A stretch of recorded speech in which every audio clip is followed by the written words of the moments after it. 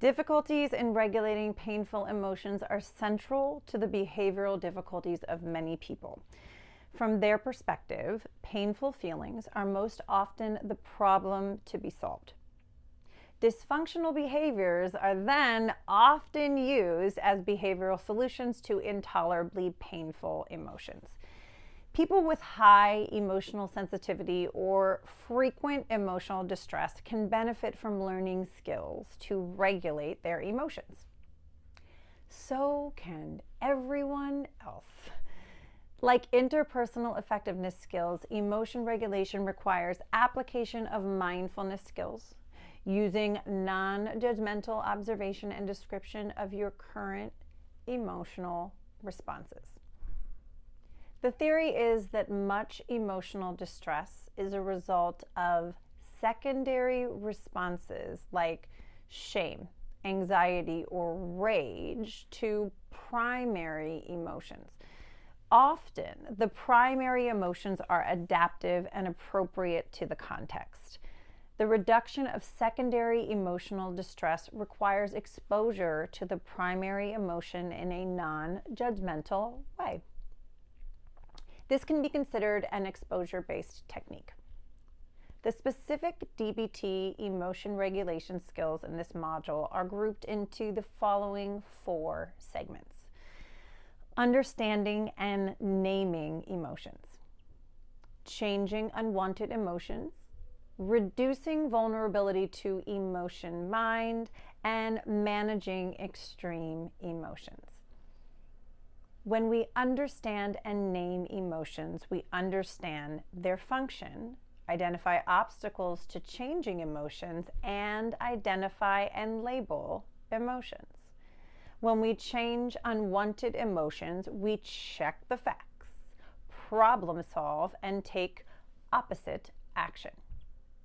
When we reduce vulnerability to emotional mind, we accumulate positive emotions, build mastery and learning, and learn to cope ahead and take care of the body through the please skill, which we will be learning. When we manage extreme emotions, we practice mindfulness of current emotions, identify the skills breakdown point. The goal of this module is to reduce emotional suffering. It's not to get rid of emotions. Some people will always be more emotional than others. Emotion regulation is the ability to control or influence which emotions you have, when you have them, and how you experience and express them. Regulating emotions can be automatic as well as a consciously controlled action. We will focus on conscious awareness and control of emotions. You will have so much practice regulating emotions that you will overlearn these skills. Ultimately, the regulation will become automatic. When emotions are out of control, we call them dysregulated. This is when you are unable, despite your best efforts, to change which emotion you have, when you have it, or how you experience or express it. Before you can regulate your emotions, you need to understand ways to understand your emotions. One way is to identify your emotions. The simple act of naming your emotions can help you regulate them. Understanding what your emotions do for you is also helpful. You can also learn from where they come from and why they are there. Once you understand your emotions, you can learn how to cut down on the frequency of the ones you don't want.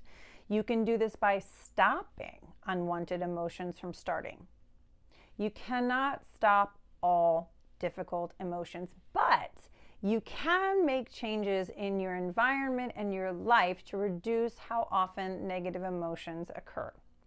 You can also decrease the frequency of unwanted emotions by changing painful emotions once they start.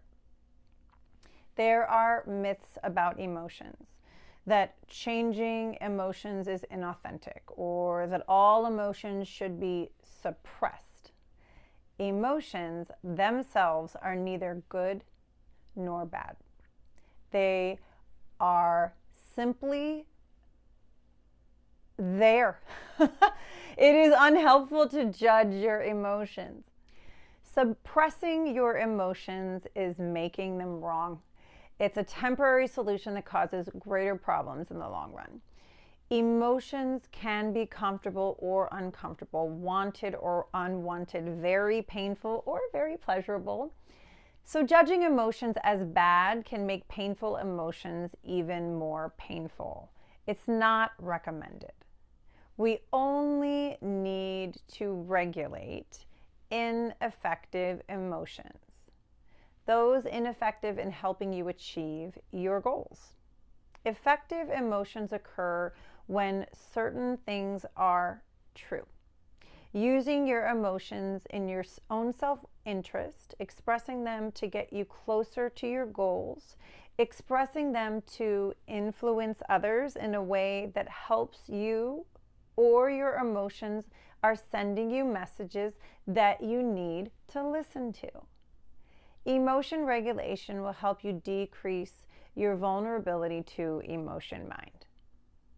It won't take away your emotions, but balance your emotional mind with your reasonable mind, taking you into wise mind.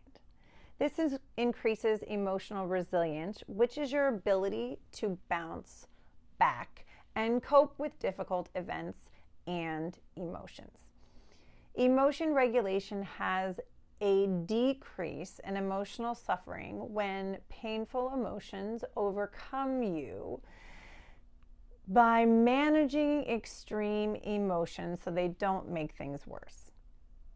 There is power in knowledge. It's difficult for people to manage their emotions when they don't understand how emotions work. There's a reason for your emotions. You need them for survival. They motivate action. They help you communicate to others, and they help you communicate with yourself. By knowing what they do for you, you can figure out how to regulate them and how to appreciate them too. Even when they're painful or difficult, that's possible. Sometimes it's tough to regulate emotion. You can learn to raise the intensity of emotions when needed and decrease the intensity of emotions when needed as well. Emotion regulation can be difficult due to your biology, lack of emotional regulation skills, reinforcing consequences of emotional behavior, moodiness, emotional overload or overwhelm, and myths about emotions. Understanding these factors helps you troubleshoot your emotions. Once you know all the parts of the emotional system, you can decide where to try to change it. Learning to observe, describe, and name your emotions can help you regulate them. Emotions motivate and organize you for action.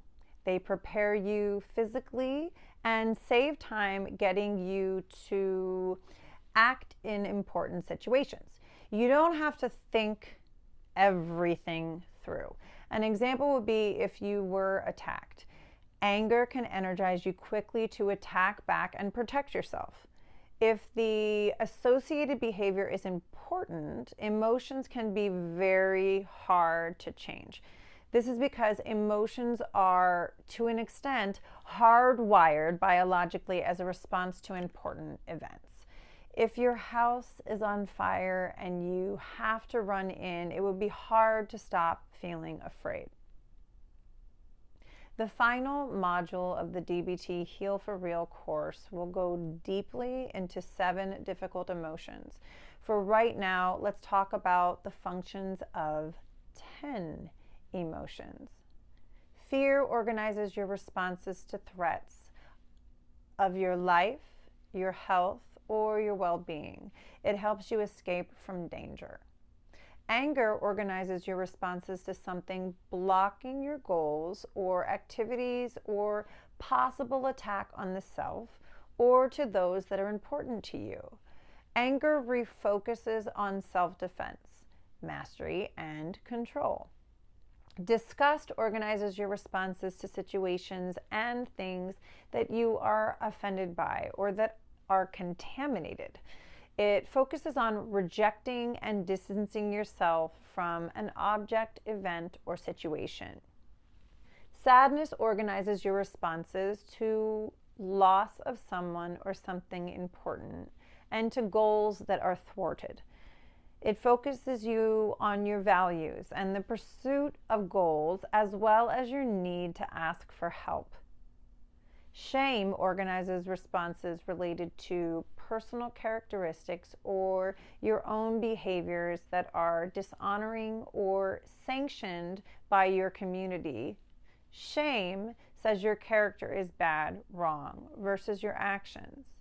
It focuses on helping you appease others.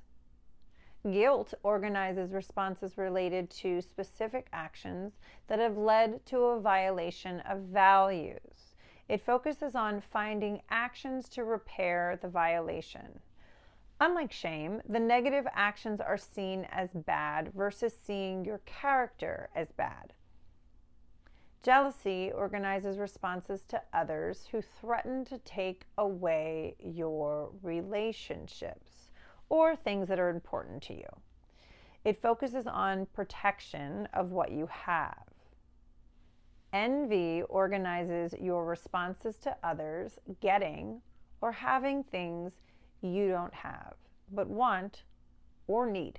It focuses on your working hard to obtain what others have.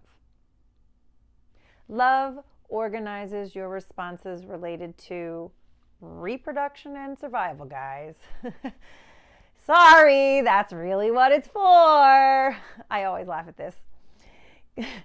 Can you imagine if the first expression of love in a relationship got the response, "So you want to have a baby then?" Oh man, love focuses on union and attachment to others.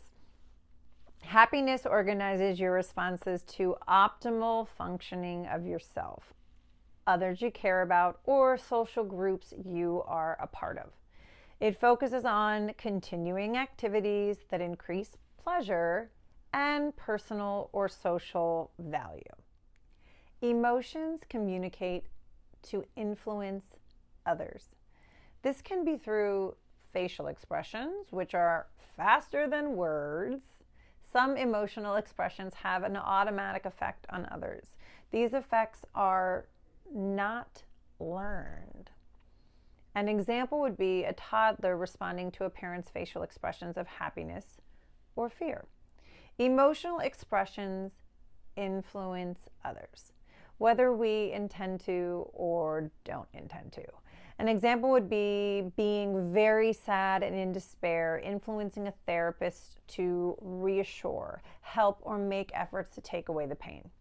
When communication is important, emotions can be very hard to change. This is because they are hardwired as a response to events that are important. Sometimes verbal and nonverbal expressions of emotions don't match. People usually trust the nonverbal expressions over the verbal ones. It's an example of watching what they do versus listening to what they say.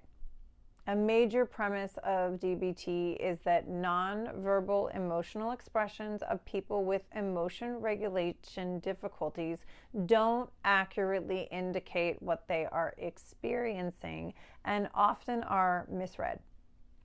Emotions can communicate with you yourself. They can be signals to check things out, making you alert to what's going on in a situation. Intuition, listening to your gut, or having a good feeling for a situation are examples of emotions as signals. Information about situations that is based on emotions might not be accurate. Emotions are processed through your awareness, which sets off an emotional reaction. You may not be clear about how it connects to what's going on in your experience. Experience helps you learn when to trust these responses and when to believe they do not provide accurate information. Treating emotions as facts leads to difficulty, especially with extreme emotions. Examples would be, I feel stupid, so therefore I am stupid.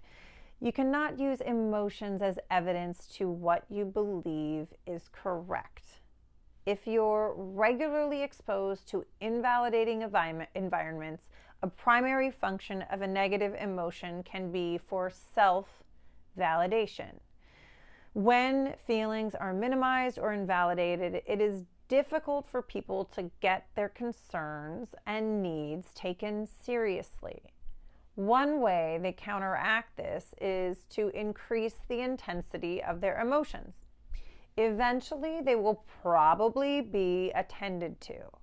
At a later point, they may not get very emotional under the same circumstance. This proves others to be right, that the original emotions weren't valid in the first place. If a situation is not as bad as a person said it was, they feel shame for having caused so much trouble. After enough of these incidences, the person begins to believe that his or her or their integrity is out of line with emotions. Eventually, the function of negative emotions evolves to that of self-validation. This creates difficulty because the very idea is invalidating. To change this, care, patience, and emotion regulation skills are needed.